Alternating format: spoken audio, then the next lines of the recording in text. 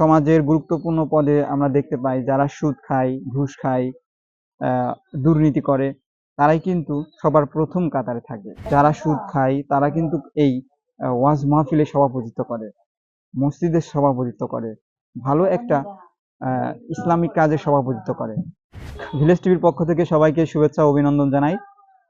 আজকে আলোচনার টপিক আপনারা বুঝে গেছেন টাইটেল দেখে।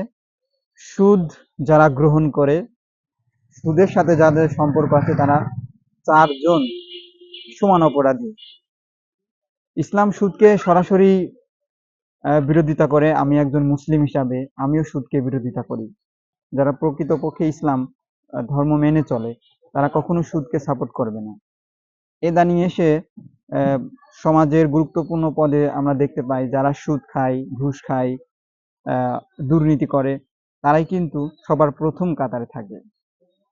যারা সুদ খায় তাদেরকে আমরা সুদ খাওয়া বন্ধ করতে পারবো না, কিন্তু তাদেরকে আমরা এড়িয়ে চলতে পারবো।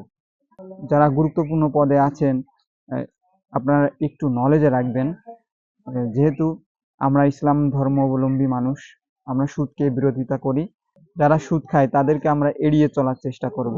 প্রায় প্রতিটা ওয়াজ মাহফিলেই দেখা যায় যে যারা সুদ খায় তারা কিন্তু এই ওয়াজ মাহফিলে সভাপতিত্ব করে, মসজিদের সভাপতিত্ব করে, ভালো একটা ইসলামিক কাজে সভাপতিত্ব করে। তো আমরা কিন্তু তাদের এই সুদ খাওয়া বন্ধ করতে পারবো না, কিন্তু তাদেরকে আমরা এড়িয়ে চলতে পারবো। তো আসুন আমরা সুদকে না বলি, সুন্দর সমাজ গড়ি।